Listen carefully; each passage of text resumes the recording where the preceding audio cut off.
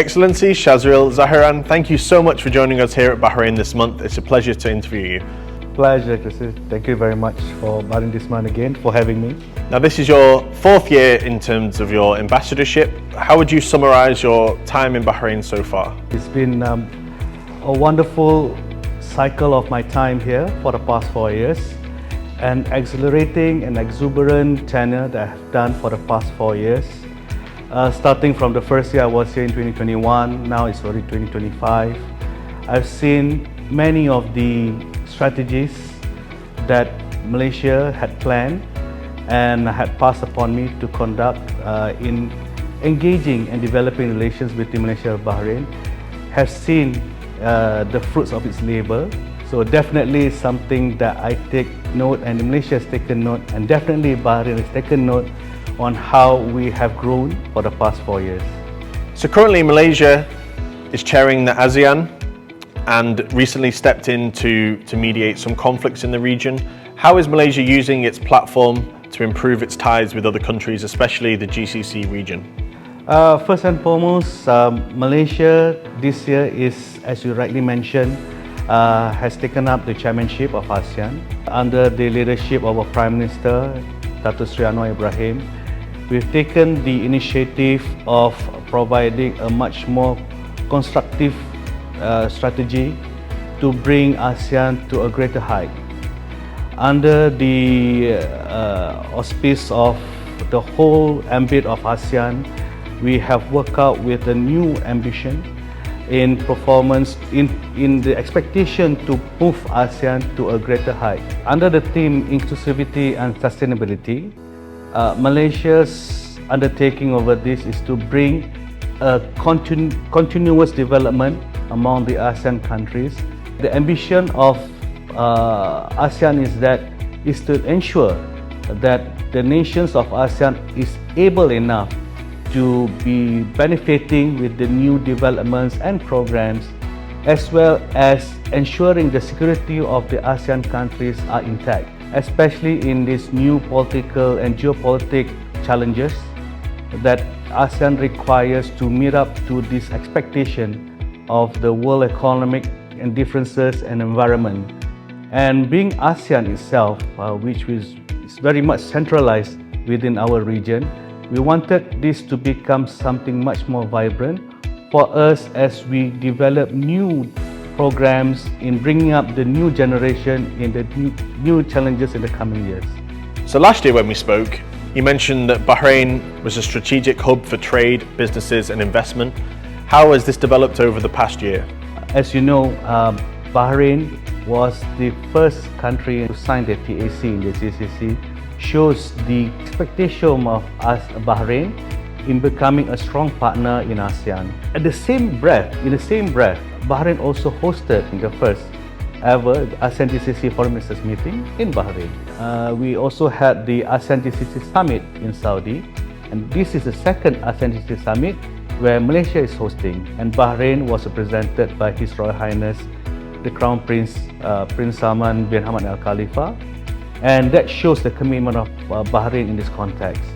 And we see the expansion of relations in the realm of GCC is getting bigger, and Bahrain definitely plays an important role in bringing forth the GCC commitment in strengthening relations between ASEAN and GCC. What is special for this particular ASEAN Summit in Malaysia, we not only had the ASEAN-GCC Summit, we also had the ASEAN-GCC China Summit, which is done coherently during the particular summit this year, the first ever in history.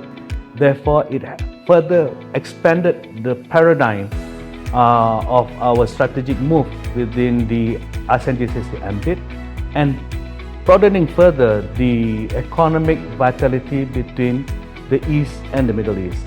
So that shows how we are using ASEAN as the bridge in bringing the people together, not only politically but also economically, and expanding to the world new challenges of bringing cohesiveness in the economic vibrancy in the world. So you told us how earlier this year the Prime Minister of Malaysia visited Bahrain, which is a hugely important occasion. Can you tell us about your own personal pride about being part of this and how important it was in terms of the sort of Malaysian community in Bahrain? Definitely, since the establishment of the Embassy of Malaysia in Bahrain, that was considered the first ever visit of a Prime Minister to Malaysia on an official visit. So this particular visit does truly give significance, because it's not only when we are the chair of ASEAN, it's also during the time where changes are taking place in Malaysia. So with the aspiration that Bahrain had seen in progression in promoting peaceful coexistence, and also the economic progression that Bahrain is taking lead in the Middle East, similarly Malaysia too is in that similar aspiration. Therefore, having the Prime Minister of Malaysia here, having the official visit, definitely brings about a much more greater emphasis on how Malaysia wanted to portray itself in the international fora, particularly now where the issue in the Middle East, in the Israel and Palestinian issue, definitely is also that impact us deeply in Malaysia, and we wanted to see how we can bridge this relationship with Bahrain in bringing about peace in this region. Definitely, visits of such does bring about a much more greater impact as an ambassador, not only for me but also to my team here in the embassy, and an experience that we take pride on, I have to say. So tourism is a major part of Malaysia's economy. Can you please tell us what Malaysia is doing to promote tourism to Malaysia from Bahrain and the wider region, and any potential initiatives that you've got to further this? Following the visit of the Prime Minister, subsequently to that we had Her Excellency Minister Noor and also Minister Adefako visited Malaysia. That was in preparation for the participation of His Royal Highness the Crown Prince for the GCC Summit, of which at that particular visit we also had several MOUs signed and exchanged between the two countries. At the same time, we also look into how best we can develop further the connectivity between Malaysia and Bahrain. Therefore, the discussion how the airlines of both countries can commit itself to bring this connectivity happen within the next couple of years, we hope. And we are seeing the discussion moving forward progressively and very extensively. And this would definitely help in the context of tourism. And we're looking at, as I mentioned earlier, probably in the next couple of years, or if it happens, I hope by early of next year, because Malaysia is now promoting Visit Malaysia year 2026, and we are looking forward to see more Bahrainis as well as expatriates from Bahrain to visit Malaysia. Similarly, this works two-way. Therefore, we also want Bahrain to also promote its tourism in Malaysia, and I foresee this happening because for the past couple of years since I've been here, I've seen quite a number of Malaysians traveling to Bahrain for visits, as well as using Bahrain as a transit point as they continue for their traveling to Mecca and Medina for their Hajj and Umrah. And I hope with the connectivity between the two countries is established, we'll see the numbers rising further. As we mentioned at the start of the interview, you've nearly completed 4 years here. Can you please tell us what goals or achievements you still wish to accomplish in your time remaining in Bahrain? Okay, one thing that I take honor in the period that I've been here for the past 4 years was something that I've done last year. We had a very, very special program as we celebrated our 50th anniversary of relations between Malaysia and Bahrain last year. We carefully selected about 15 Malaysian small medium enterprises. We flew them here and then we did a promotion about Malaysia's product. And that had actually taken a very good progress, and some of our Malaysian product we have never seen in Bahrain has started to pick up pace in Bahrain. This is something very unique from Malaysia. It has already making its mark here in Bahrain, and inshallah, if everything goes well, they'll probably be establishing their own manufacturing plant here. So these are the things that I have to say I take pride upon. But what I would like to see in the next last stride of my pace here in Bahrain is to see the progression of what we had developed for the past 3.5 years, particularly last year, would continue to progress at a faster pace. And this is what I'm looking at. And I hope that with the friendship that have grown, especially between me and all the fellow Bahrainians and expatriates in Bahrain, the fruits of my labor will continue to grow further and everybody will be able to enjoy it. How has the Malaysian community evolved in the past year, and what role do they play in furthering bilateral ties between Bahrain and Malaysia? As we are moving towards that, I will just say something about this year's Independence Day, which Malaysia will be celebrating on the 31st of August of 2025. We are celebrating with great pride this year, as not only the Prime Minister of Malaysia, but also the King of Malaysia, His Majesty Sultan Ibrahim, has taken up strong leadership in bringing Malaysia forward in the international fora, and it's been recognized much more greater by the international community.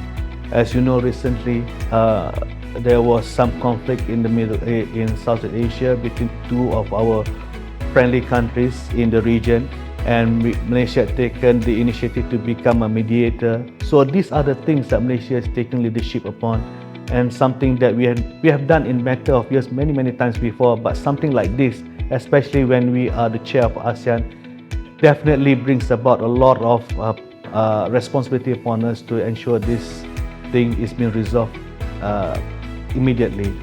And looking also into the aspiration of the Middle East in promoting peaceful coexistence in the Middle East, Malaysia wants this to become our engagement also with the GCC and particularly with Bahrain. So it is something very unique for us. So for our Malaysians in Bahrain, I want them to feel the pride of Malaysia, and we want this to continue I want them to become the ambassadors of Malaysia's traditions in Bahrain. Finally, on the occasion of Malaysian National Day, what message would you like to share with the Malaysian community in Bahrain and the wider people of the country? For me, this National Day, celebrating my 4th year of National Day in Bahrain, particularly very special for me, not only for me but also for my family. My son have grown for the past 4 years. When we first arrived, he was just this high. Now he's this high, slightly taller than me. And my wife had grown stronger relationship with the people here, similarly like me. And we are becoming very close, not only among our diplomatic corps, but to the normal people outside the corps. And this relationship has grown beyond professional, but more of personal. Bahrain have left us with a very deep feeling of connection, personally, to each and every one of them who have touched us personally and had allowed us to bring the best of us in bridging the relationship between Malaysia and Bahrain. And to my team in the Embassy of Malaysia, definitely without them, whatever effort, whatever ideas I brought forth would never see the growth of it without their support. And to my fellow Malaysians here, it's them who actually the drive that pulls me forward. They have become longer ambassadors than me, and they have shown how they have definitely contributed to the development of Bahrain, and that's a pride that I carry to myself. And to the fellow new Malaysians who will be coming in soon, inshallah, do enjoy Bahrain, because Bahrain is a unique country that you will never see anywhere else in the Middle East, where the people are warm, hospitable, and you will definitely not want to leave the country once you step foot in this country. And it's hard for me to do for myself as well. And to all the Bahrainians and expatriates who have been a joy of my life here for the past 4 years, thank you very much. Excellency, thank you so much for giving Bahrain this month the opportunity to talk to you. And personally, I want to say thank you for all the hospitality yourself and your wonderful team at the Embassy have shown us today. And we really hope that we will be able to do this again in future. Thank you for supporting me. Thank you to the people in the media circle, to Bahrain this month, who has been with me for the past 3.5 years. allowing me to share my messages to the people through your publications and all. Thank you so much. You definitely made my work here much more interesting and allowed me to show what Malaysia is best for Bahrain, what Bahrain is best to Malaysia. So thank you very much.